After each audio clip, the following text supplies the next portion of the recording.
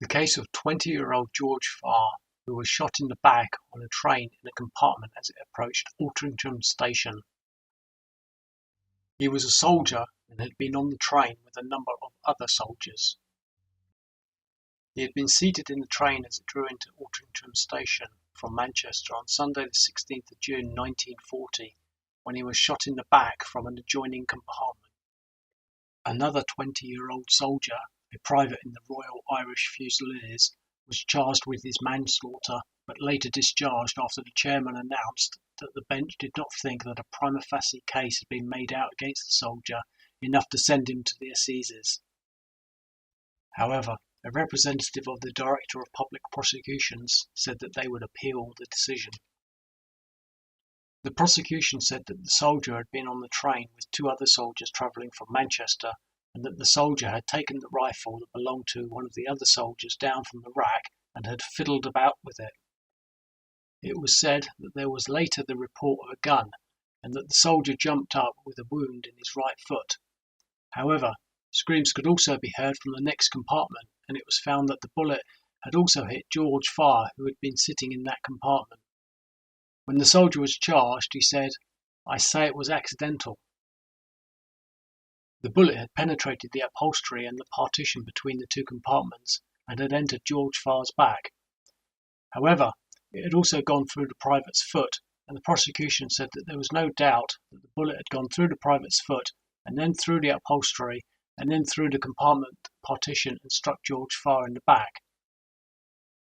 George Farr was found to be dead on arrival at Altrincham General Hospital. The post-mortem stated that George Farr had lost a large quantity of blood and that his death was due to shock and hemorrhage. When the private was charged, he replied, "I say it was accidental." He said that he had applied the safety catch and had started to point the rifle round the carriage. He then said, "Going into Altrincham, I was pressing the trigger to and fro when all of a sudden it went off. I felt the pain in my right foot."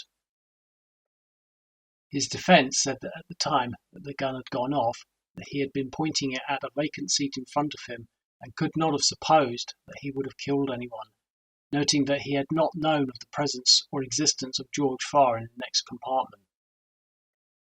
Another fusilier that had been in the same compartment as the private said that he had gone to sleep but had been awakened by the report of the rifle and saw the private, who was leaning against the carriage door, wounded, with his foot bleeding. He added that immediately after the sound of the shot that he heard screams from the next compartment.